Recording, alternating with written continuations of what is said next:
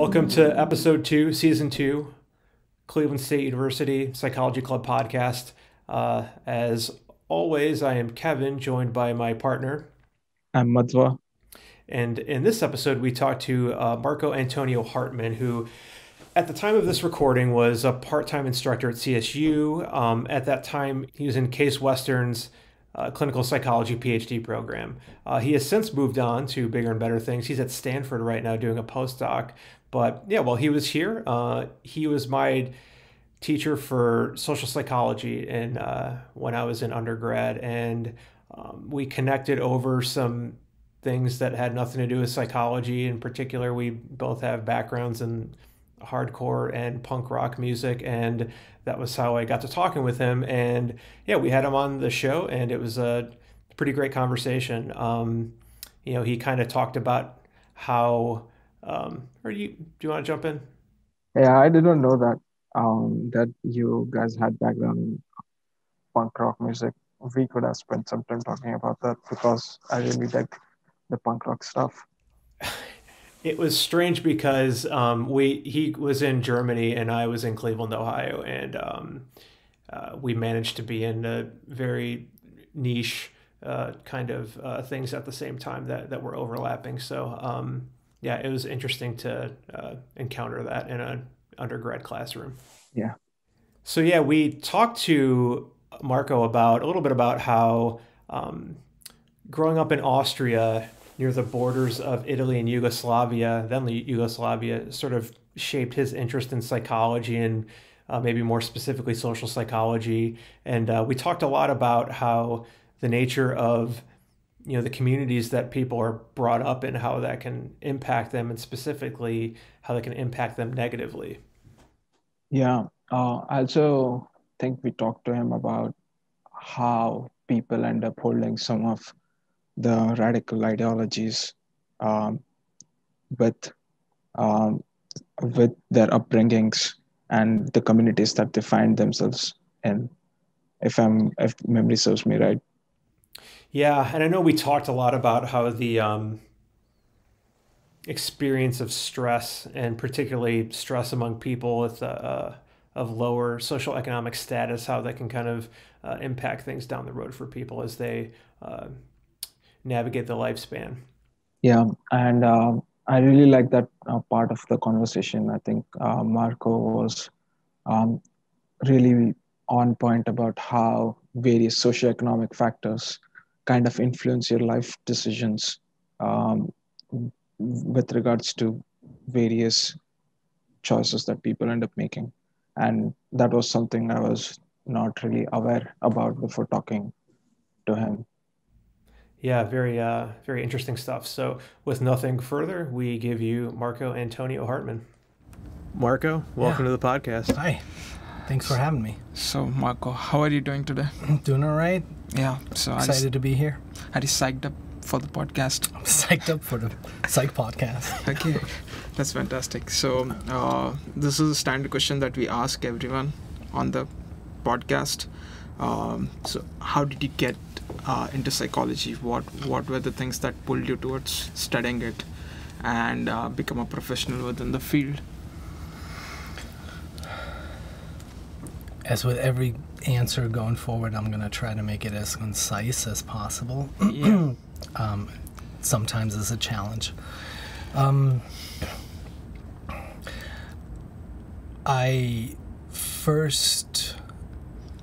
When I was younger, I always knew that I am really drawn to children that were younger than me, even when I was still a young child.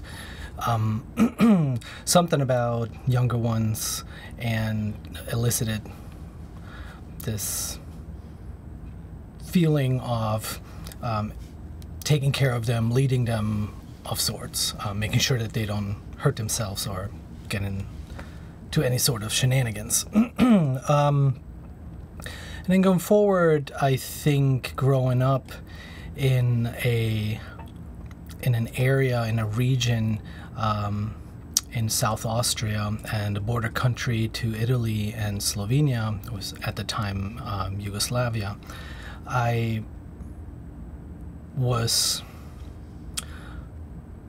aware, without necessarily having words, but I was aware that there were different groups in our population that had sometimes different sounding names or maybe customs. And it always struck me as strange how some of my peers would be treated somewhat differently. Not always worse, or at least I wasn't cognizant of the worst part if it was present. And it sort of struck me as odd that sometimes they would be treated worse or systematically worse, and that some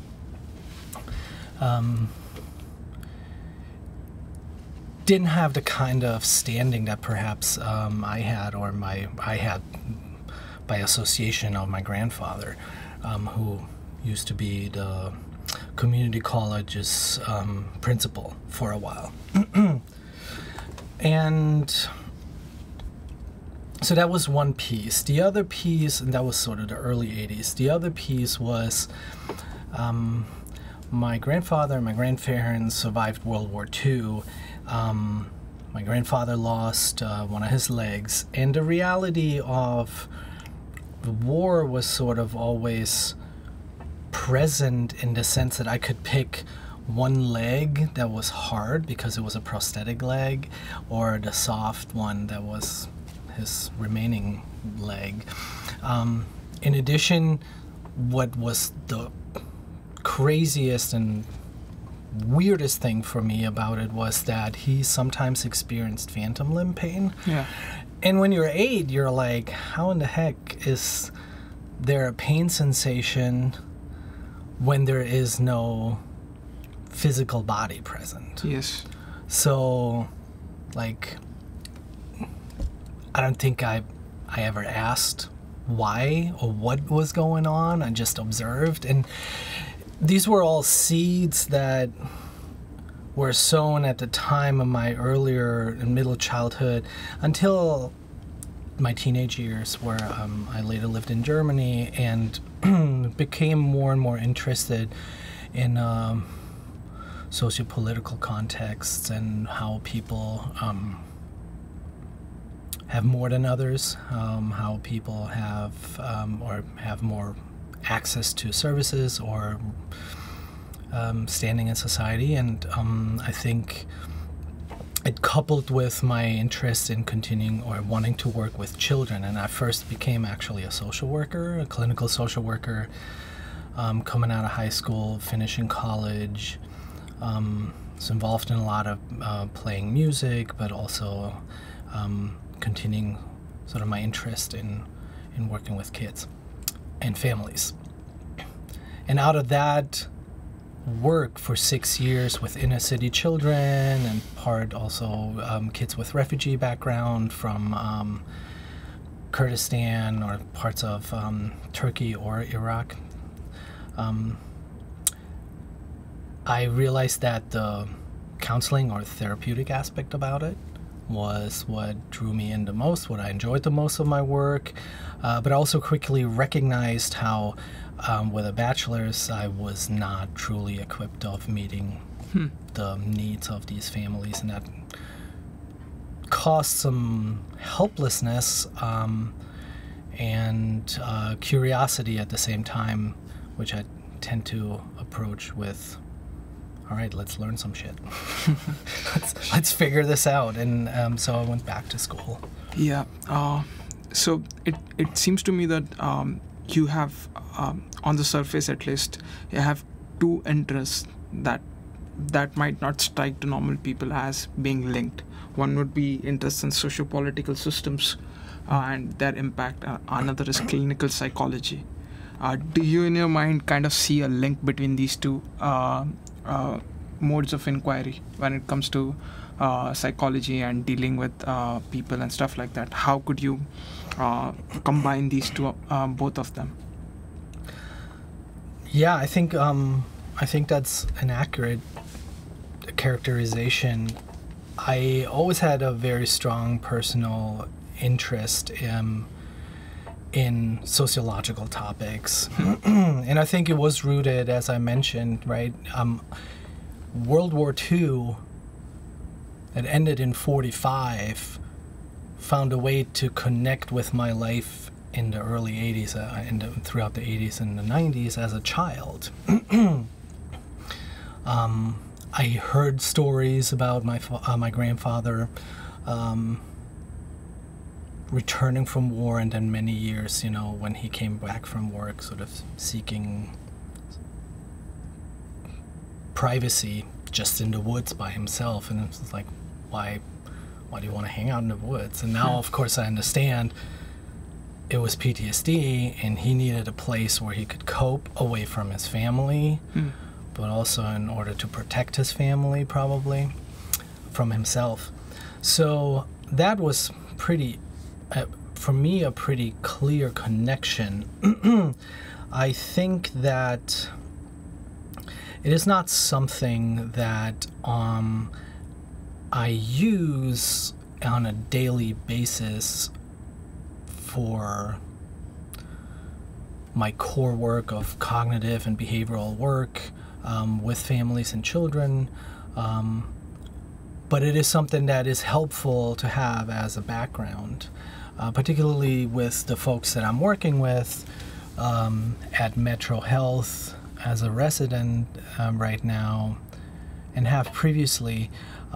People are connected to their communities, and those communities shape experiences, and those experiences, particularly when they are present in early childhood and infancy, very clearly, and the research is very equivocal at this point, very clearly have an impact on neurological functioning, on pathways being created that then connect with physiological and psychological and cognitive functioning, behavioral functioning. What I mean with that is that down to our neurophysiology, patterns or pathways are being created based on the kinds of stressors we have, how often these stressors are experienced in early childhood and adolescence. And they are directly correlated with a number of mental health as well as physical health, public health concerns that we have, including cancer, alcohol, substance abuse, depression, gastrointestinal disorders, heart disease, etc. So, do you have? What are some specific ways that you've seen some of these issues that you're talking about, like, manifested, and what are some of them that you've focused on a bit in your research? So I wasn't really aware that I think about research questions or clinical questions until I was asked to explain sort of my theoretical orientation as well as my research interests prior to, or as I was applying to residency or internship. And I think more or less it always boils down to the connection of individual functioning, or in a child, or a particular disorder or behavior, and how it connects or may be predicted by family functioning, family parenting. That could be something like the amounts of times that parents emote in the family, meaning living out a lot of intense emotions in front of their children. That could be anger, anxiety, deep sadness like depression. It could be something that the parent does in terms of like how much or how little warmth are they expressing as a form of social support in difficult periods, or is the kind of support behavioral of nature with clear expectations plus warmth, or is the kind of parenting marked by psychological control, which would be shaming them, which would include factors such as making them feel bad about what they did, being punitive without giving them any credit in terms of like the effort they put in, but only focusing on the negative outcomes. Little positive reinforcement. And then how does that relate to the disorder or the outcome, the symptoms, as well as some internal resources or risk factors. Sometimes it also relates to what kinds of adverse experiences did you have. Bullying based on weight concerns or appearance concerns. How did that sort of social environment factors? And then the demographic factors, what's the income level of your family? What is the educational attainment in your family, or at least of your primary caregiver? What would be, did I say race? Ethnicity? No. Yeah. So obviously these factors, these demographic factors, are intercorrelated with them themselves, but they can have, in certain situations, have impact on family resources. So I'm going to break it down in a way that it perhaps is less esoteric. So you might have less income, belong to a marginalized ethnic or racial group. Therefore, it is going to be harder for your parents or your family to attain a certain level of education because, heck, we have little money. We have to perhaps work more. We're barely making it. Where's the time to raise children and go to school at the same time, right? You might not even know, depending on what family your parents come from, how to even apply for a FAFSA or any sort of resources and grants, scholarships. So you live in that, and you're a child in that family, and your parents might live under a constant moderate to high level stress, chronic stress, toxic stress, in an environment that perhaps is marked by little policing, therefore less security, less safety, a number of factors that therefore also increase your levels of stress as a child or as an adolescent, and your parents have less opportunities to buffer you from those stressors, right? You grow up in perhaps an environment, and I'm painting a very stark picture, a stereotypical picture perhaps, but these are realities that we see in Cleveland in particular pretty frequently, and in other places in the nation as well. So you can see how perhaps those stressors directly onto you as a young person, as well as indirectly through your parents.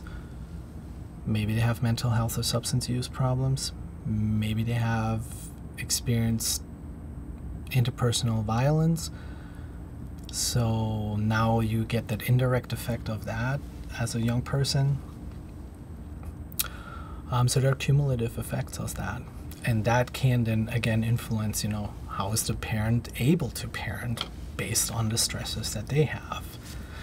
Is that clear how these larger systems trickle down into certain effects that if you have certain individual psychological risk factors, you might be more prone to react with anxiety or anger, how they trigger you in a certain way because there's a higher risk involved in your environment and factors that no person, especially not a young person, can control. So it kind of like flies in the face of this idea that, oh, well, if you want to get ahead in life, you just need to like pull yourself up by your bootstraps. And if you just tried harder, it's my favorite thing. If you just stopped being poor, then things would be great. And it's and what you're saying, it sounds like, is to do that in the face of this burden of stress and all of the factors that go along with it. I mean, are they maybe even beyond additive and multiplicative? That to be able to do some of these bootstrap picking up type things, it would be strange in a lot of instances that somebody might be able to do that given the burden that they're carrying. I mean, and the data is pretty clear on that, right? It's just that it's inconvenient for a certain part of the political spectrum. And I have to say that as a European in the United States, as a person that grew up in Western Europe and lived there for 30 years, I've seen a wealthy society, much similar to that of the United States, but with some significant differences with regard to access to services and the broadband availability of healthcare for everyone at no or little cost. To give you an example, and I use that a lot in classes, or when I even talk to colleagues, is that before I moved to the United States 12 years ago, I was never exposed. I never met anyone that had medical problems that would burden them financially. I never met anyone that had a medical bankruptcy, or knew anyone that knew anybody else with any of that stress, right? In the meantime, I know of people who are at risk of dying because they can't afford the insulin for themselves, or someone that has the choice between eating themselves and buying their kids some insulin. So when you live in a world where in your life's reality you either know people, or you are one of those people that lives with that kind of knowledge, while you might be just working your job, you went to school, I can see that being a huge burden. And we know that uncertainty is related directly to stress and generalized anxiety and sometimes panic. Yeah. Now, I don't know how anyone would explain that a person that has gone to school and did everything that you would suspect a productive member of society to do. I don't know a person who would live in that situation and not have significant, long-standing stress and the effects on their lives and that of their children. I don't know if that directly answers the question about the bootstraps, but it sort of exemplifies what's going on with that issue. It just becomes way harder for people to do that. Right, and there's a difference between equity and equality, right? So equality would be everybody gets the same shot, but it doesn't account for where do you start out. Whereas equity makes sure that everybody has the same shot, taking into account where do you start out in life. Right? So providing services, not cutting them. Expanding services, not cutting them. This is also reminding me, or go ahead. I was just curious to ask, you mentioned that you worked with some of the people from Middle East, Turkey, Iraq, and things like that, refugees from the past, from those places. And now you work with people here in US and marginalized communities.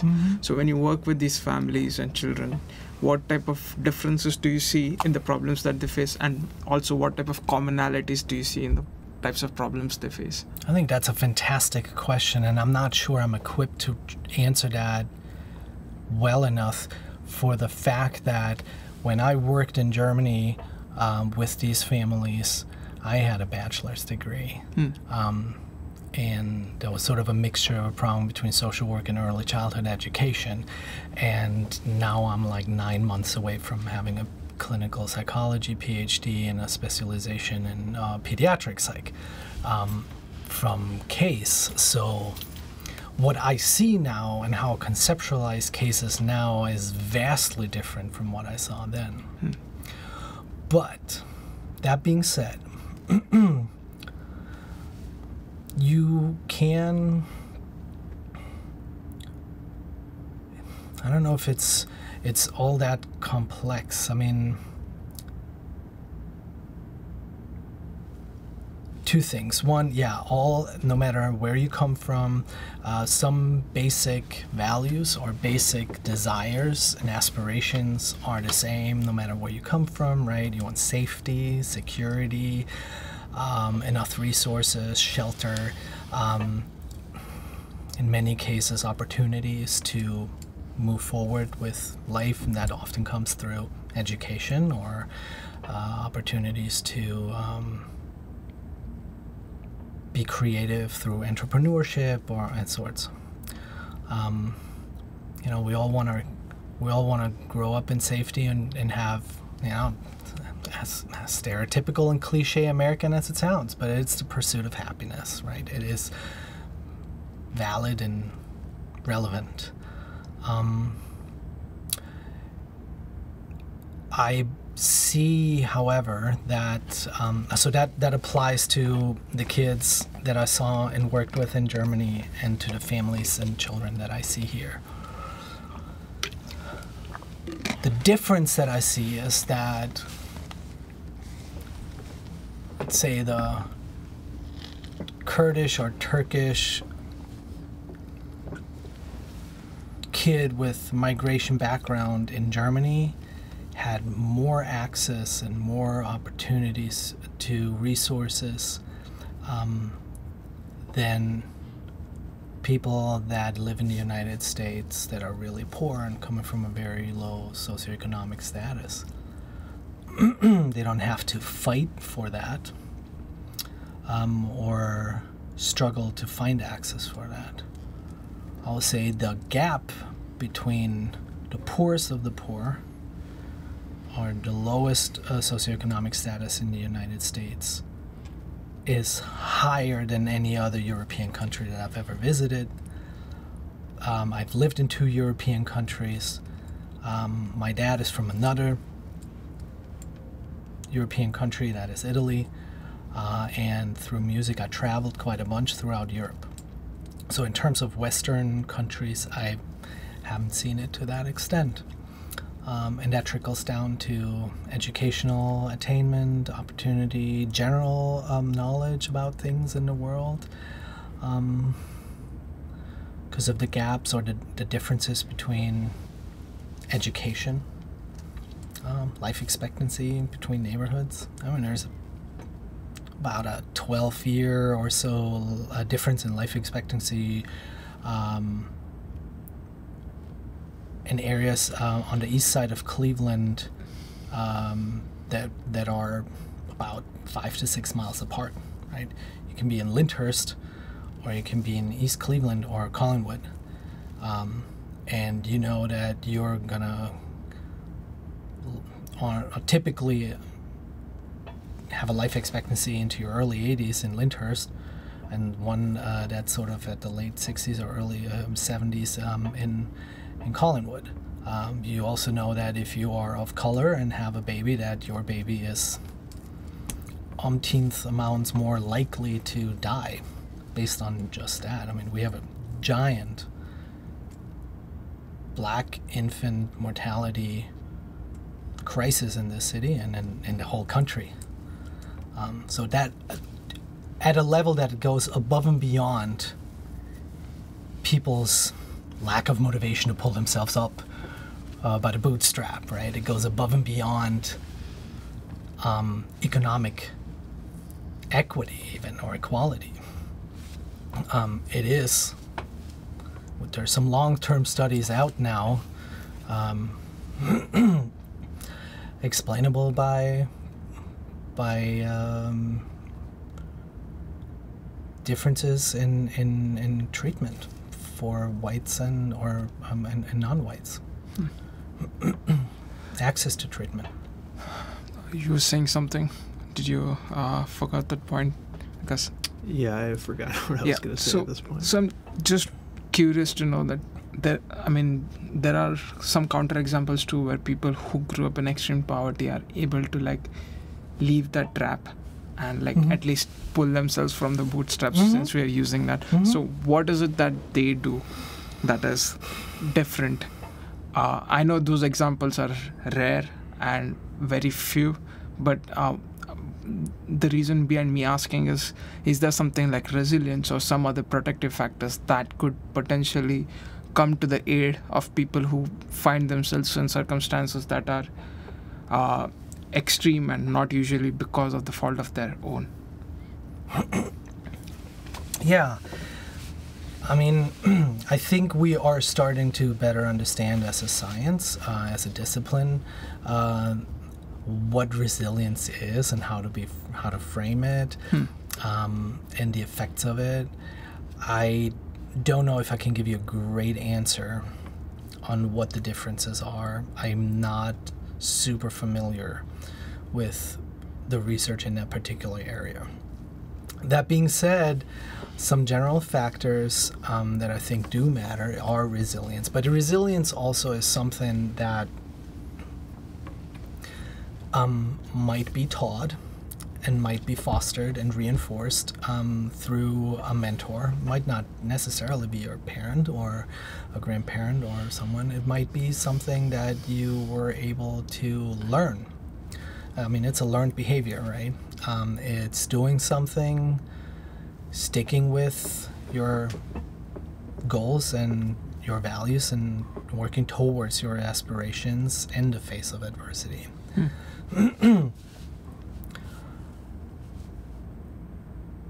And it seems one of the biggest factors that I'm aware of at this point are two. One is intelligence, which is a biologically determined factor, which sort of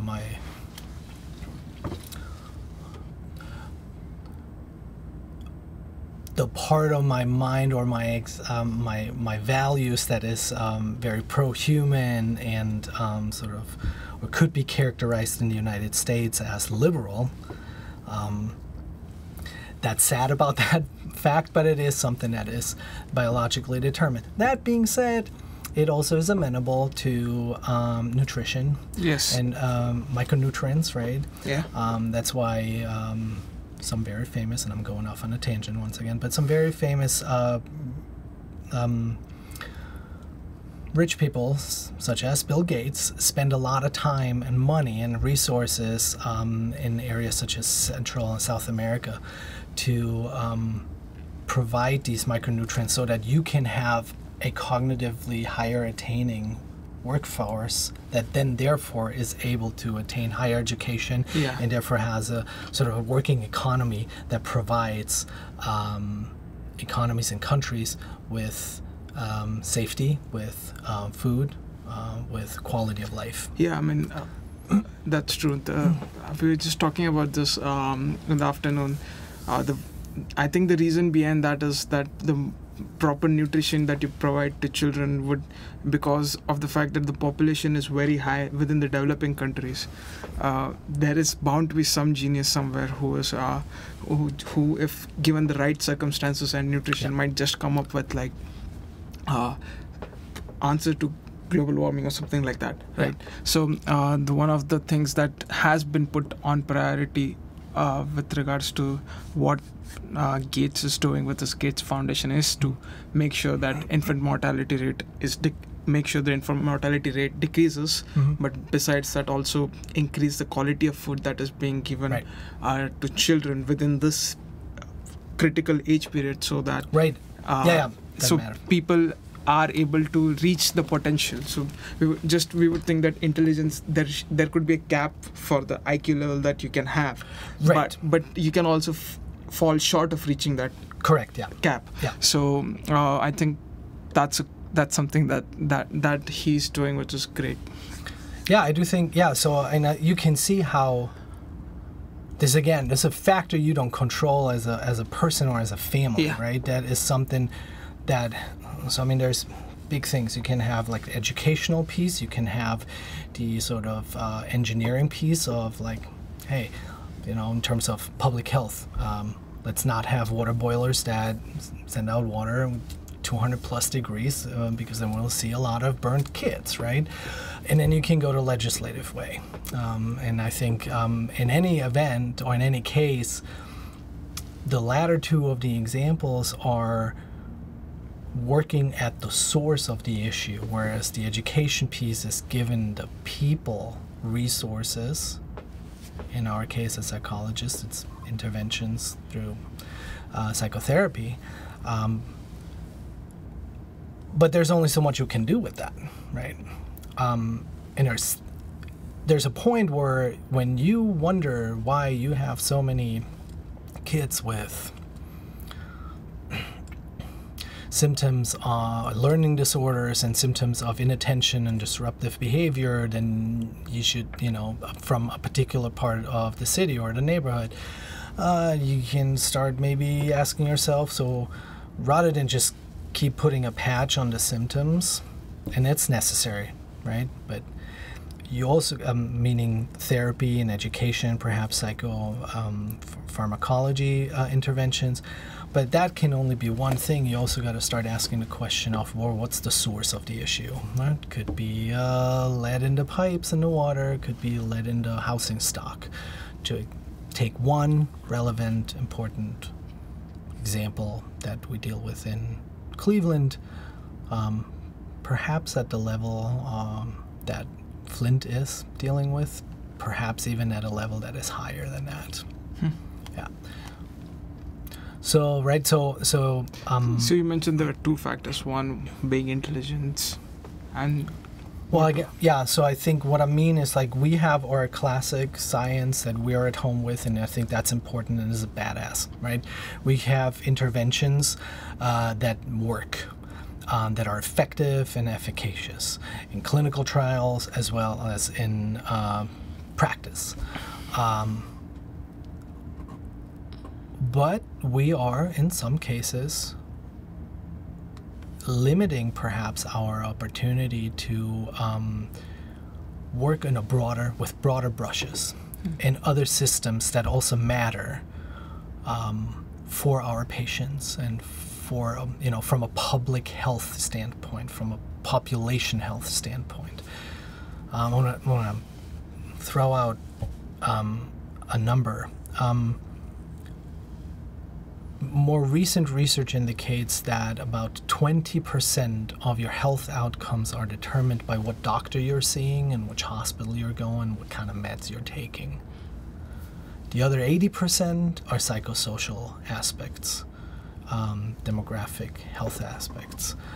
How safe is your living environment? Have you been exposed to any violence as a child? Have your parents been divorced when you were a child? Was there any mental health issues of your parents or caregivers in your childhood? Any accidents, any chronic health conditions, financial trouble? Was there any neglect, any psychological or physiological trauma or abuse, any sexual assault? So we know we can look at these questions and say just, yeah, they were there. We're not even at the point where we're asking like, how bad did you get messed up by them? But we can just ask, where are you there? And then see, yeah, well, you got one of those factors checking off. Then we know you're already at the risk of probably having more than one of these factors that I just mentioned. But also we see later on you're going to have a higher, we see higher levels of heart disease, diabetes, obesity, substance abuse disorders, and behavioral or emotional disorders. So, right? So it goes back to the point of, I think, building healthcare systems going forward in a way that we address in the communities with prevention, with better housing stock, with providing accommodations and services in the communities, because we can have all the best healthcare in the world. And we know we're right there at the Cleveland Clinic. It's just up the road. And I mean, they're doing fantastic work. It's amazing. And all of Cleveland and Northeast Ohio clearly benefits from it, no matter where health or mental health professionals end up working later. Many of them train at UH or at the clinic as well. But it's only for a smaller amount of people, and for those who can afford it, right? So I think it matters.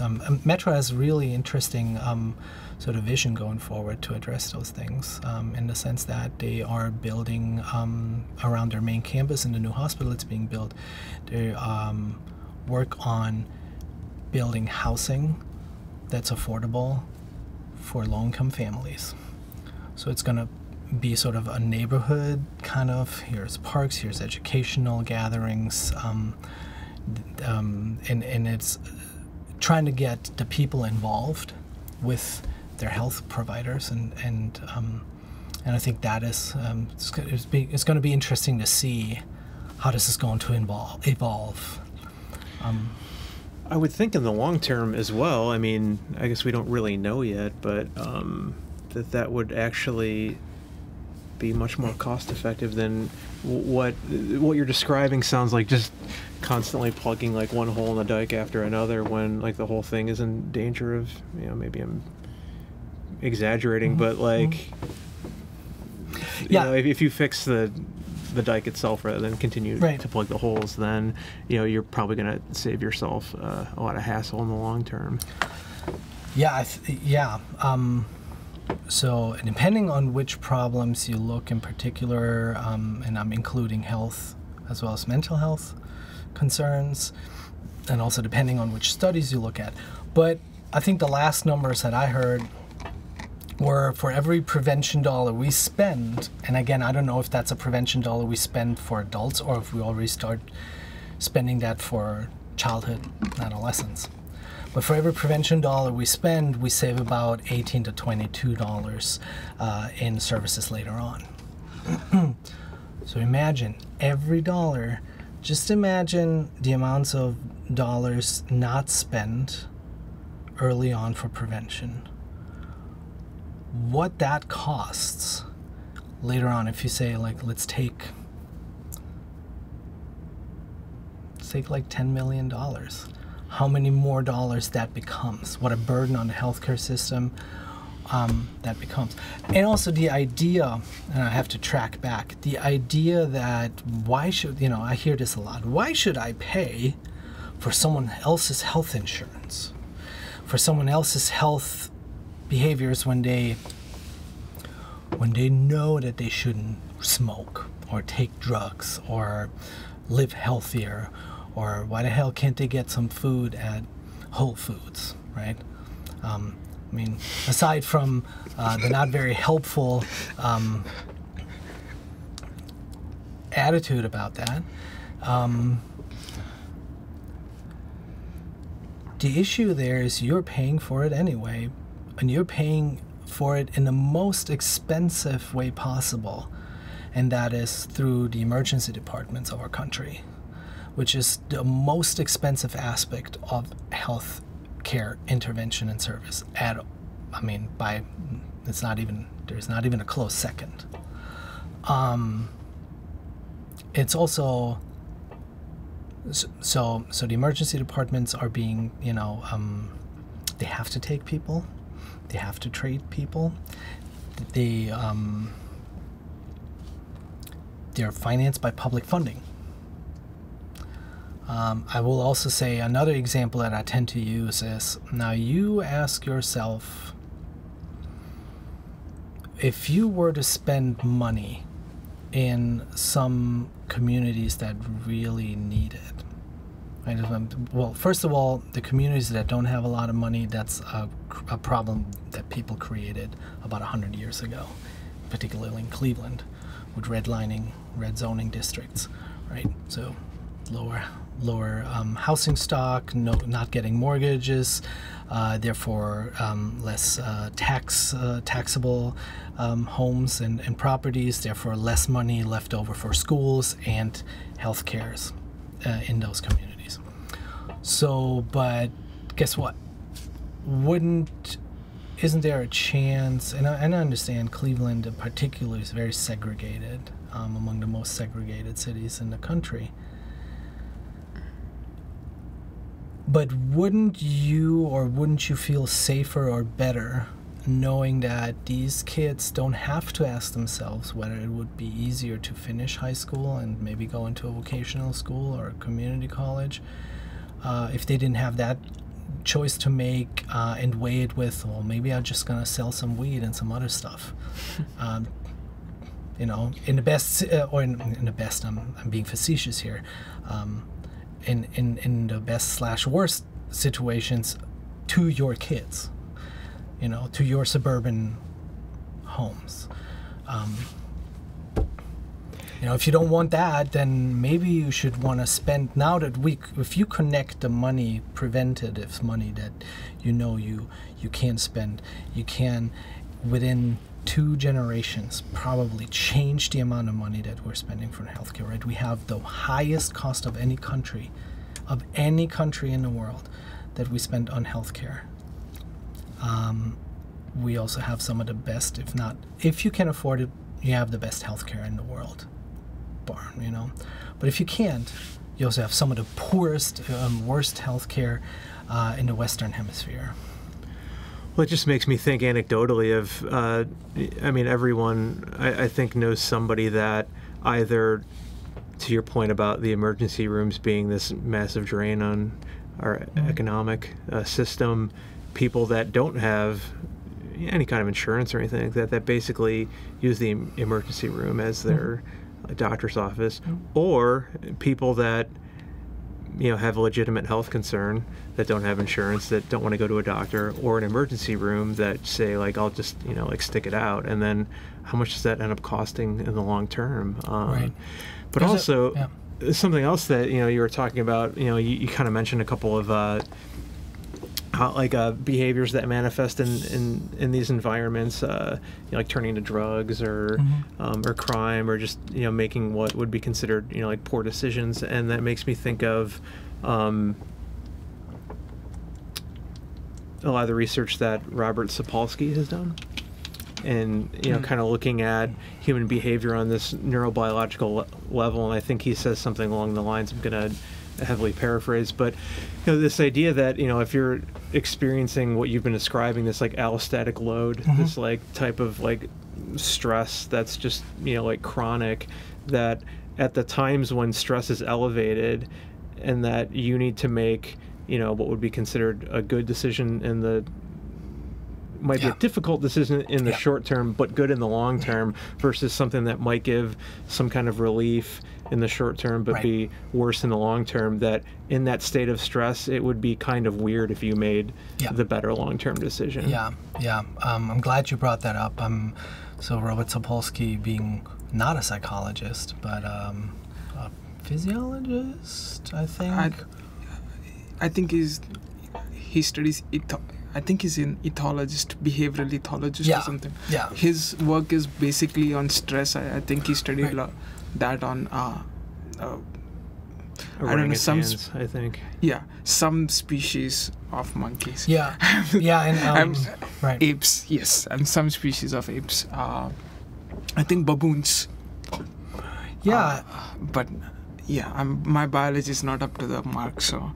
There's a fantastic book that he wrote, Why Zebras Don't Get Ulcers. And it is about this fight or flight and the stress response and the physiological, biological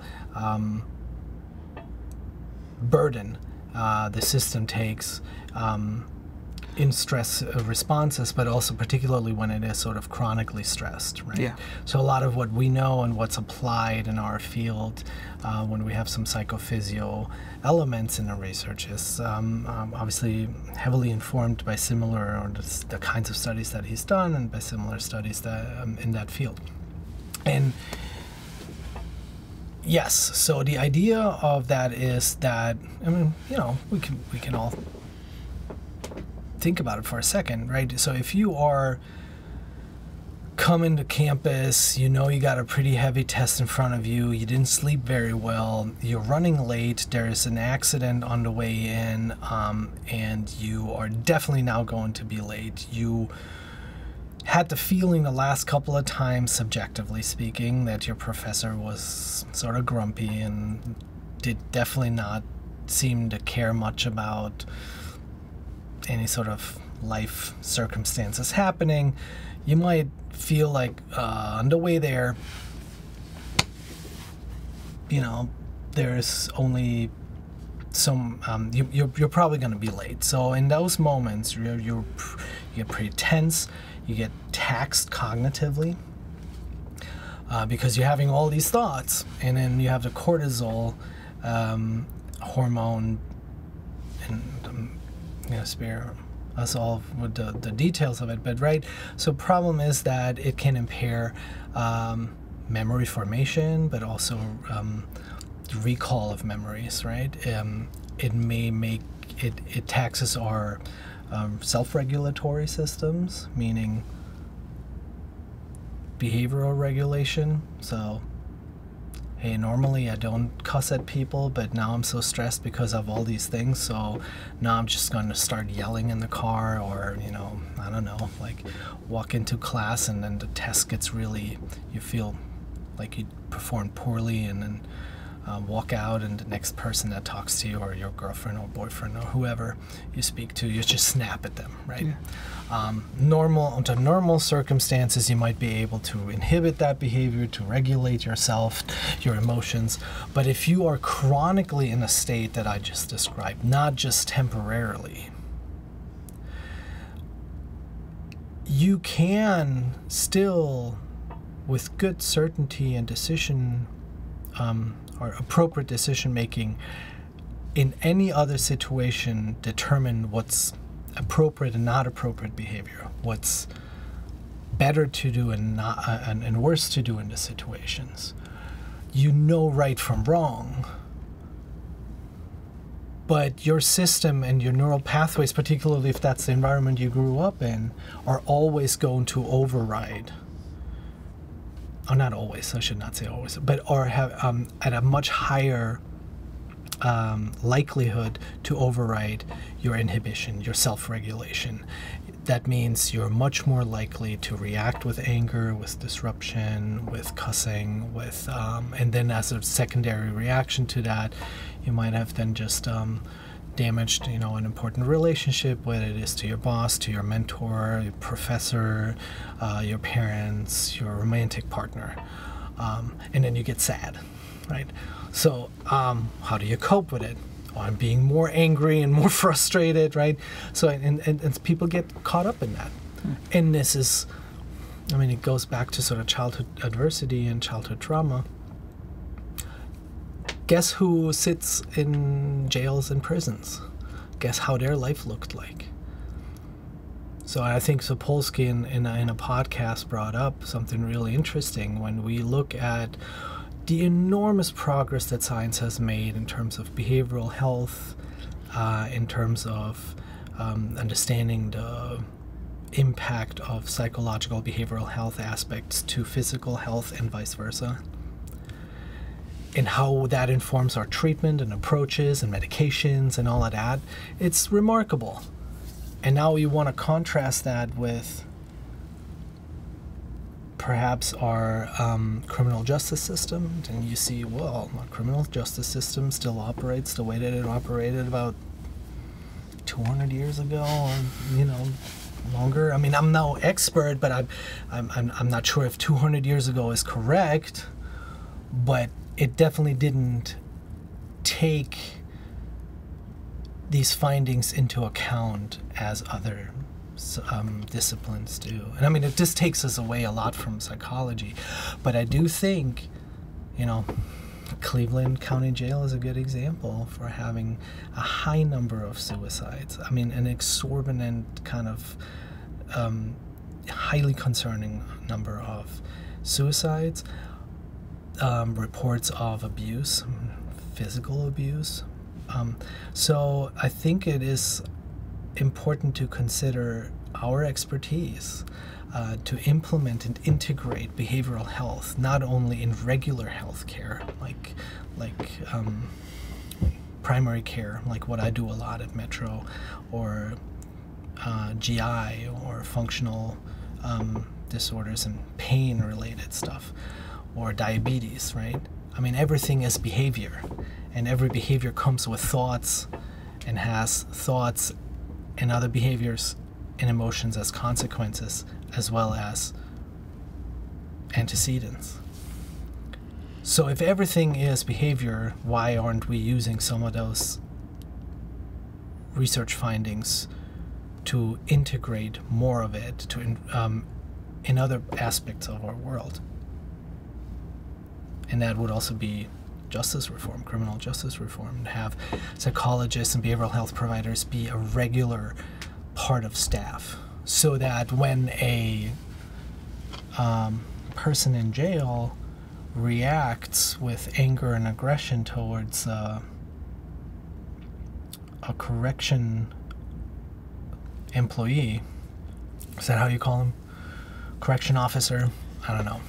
I think correction officer sounds pretty close. We'll go with that. All right.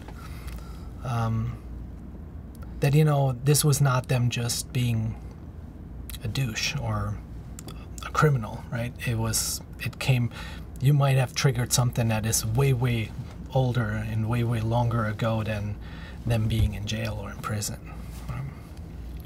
And, you know, to your point about the the medical side, as far as, you know, like physical health and trying and that everything being behavior, and I mean, how many people go to their doctors and have their doctors tell them, like, okay, like, you need to, like, stop eating this and start eating this, or make sure you take your medication, or do this stuff that I'm sure for a lot of them, like, not being, you know, if they're not trained, you know, and are aware of how behavior plays in all of this, like, they might just be frustrated and be like, I tell these people every day to stop smoking and they keep smoking, like, I don't know what's going on here. Right. But, you know, it's like, to your point, like, yeah, it's everything. And to go further, right, it frustrates people, it frustrates doctors. It may trigger feelings over years of you know, helplessness or not being effective, and sort of a certain burnout or delusionment. Yeah, I mean, again, so one of the major aspects of where healthcare is moving today is integrating behavioral health into regular medical health services. It definitely came, so anywhere where you have kids and kids interacting with parents, you tend to have more behavioral health integration. But it does continue to expand in the adult healthcare world as well. I mean, let me backtrack. So one example would be treatment adherence, which you just mentioned, right? So changing of diet. It's not that easy. So you got to change diets. Changing habits is hard, and it's harder for most people, and even harder than that for some, right? And then again, do you have the resources? Do you sleep enough? Do you even know where to get food that is healthy? Do you even know what healthy food entails or not? How often do you get to eat? I've treated kids that get their only regular, somewhat healthy meal in school. Not on the weekends, not when they get home. We have neighborhoods that are food deserts, and that means no fresh food availability in a radius or of, I don't know, several miles, but not enormous, right? But hard to bridge without regular or reliable transportation. How much can you buy if you got to get on the RTA and then schlep home, right? So those are sort of those questions. So you got to be culturally aware and humble enough to understand that you cannot just prescribe some well-intentioned changes if you don't understand sort of the circumstances in which the families or the kids are presenting. And then you can work on problem solving, making small steps, small implementations, attainable goals, right? That sort of thing in any sort of therapeutic intervention. It's sort of like you don't want to overwhelm the clients or patients with a litany of things they got to change all at once, where they crumble, then come back, it's not working, and then they never show up in therapy again because it was just not attainable. Right? Yeah, I mean, like the overwhelm, I would think that would go along with like having, like you said, a litany of issues that need to be addressed. Like that overwhelm would, I would think, just trigger more of the maladaptive behavior that's involved that you're trying to correct in the first place. Yeah, so you're getting at the point of perhaps inadvertently contributing to the problem or exacerbating the issue rather than treating it. Well, yeah, and I think that's tricky, right? So I tend to call it sort of creative adherence. So doing a little bit of what the doctor said, but after a while you might not do it exactly, and then you change a little bit. And what matters often in successful treatment is consistency, right? It matters often also in symptom management. Do a little less, but then do that consistently, rather than doing too much and then that inconsistently. I think that's maybe a good rule of thumb. Yeah. So maybe this could be our last question. Where do you see hope in all of this? I mean, from a clinical psychology perspective, do you think there could be certain therapeutic interventions that are better suited for people who are coming from this background? I know we talked at a very broad systems level where having these types of systems are hurting people, but maybe if we're trying to look at these things at an individual level, maybe there is some sort of therapeutic interventions, particularly maybe CBT or something like that, that could be much more helpful for people to overcome these challenges. Is there any research that pertains to that? So I'm not sure I'm followed the question. So where's the hope in that? Like in the sense that we talked about how these various systems are adversely affecting individuals. But now when if I put my clinical psychologist hat on, can there be certain intervention systems that could be used that successfully helps people somewhat to overcome these systematic challenges that they faced? Yeah, I think that is the rewarding part about what I think sort of the rewarding part for me in clinical psychology and in treating kids is to provide tools that aim at increasing self-efficacy, positive changes, relief,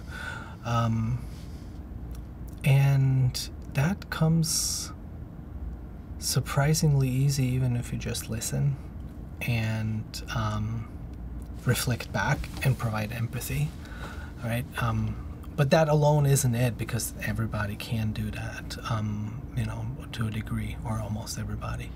But I think that is sort of the piece where when as a provider, I see that some or many families, when they apply the tools,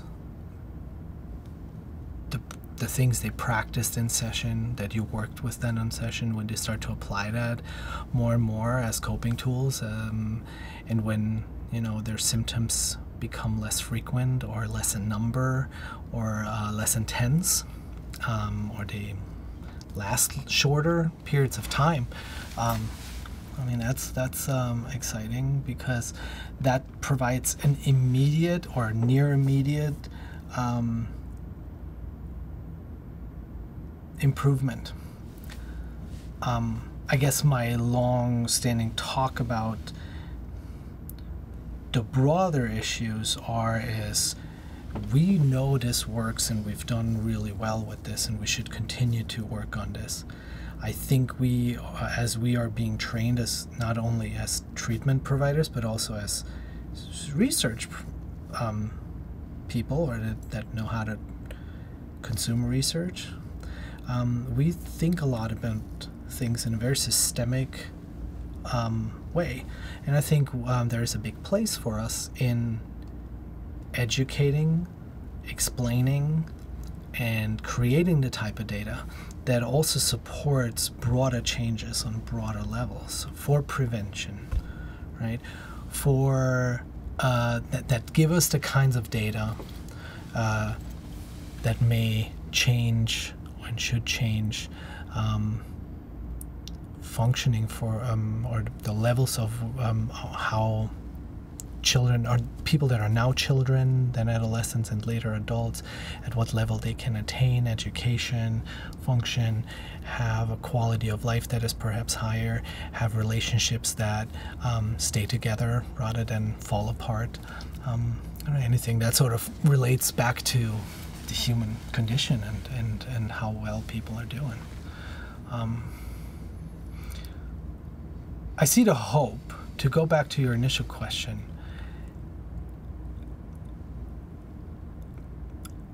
in the fact that if you move just far back enough in history, that most often, and I mean very clearly, we move the needle in the right direction, more or less, right? If you go back several hundreds of years, well, not even that long, right? We seem pretty, ask a black person if they want to move back in time anywhere, back towards the 70s or later or earlier, tends to be not such, usually my experience was like, usually no thanks, like I'm not gonna do that. That doesn't seem like a great place to go. Right now, I don't know how many of them also would want to move into the future, but that's a different topic. But that being said, I think very personally, my peoples, where I come from, or where my parents and grandparents come from, we have seen and committed the greatest atrocities in modern human history, if not all of human history or known recorded human history, and with the Holocaust and the Shoah and systematic eradication of non-German people. And just 2 generations after that, I was able to have Jewish friends and friends that are transgender, and friends that are from countries that used to be our enemies. So sometimes that historical view is also the piece that then gives me the piece of hopefulness and fuels my efforts to continue working in what I'm working on. If that makes any sense. That makes a lot of sense. I think that's a good place to stop. Yeah. Thank you. Thank you. Thanks for coming down and talking with us. Thanks, that was awesome. Appreciate it.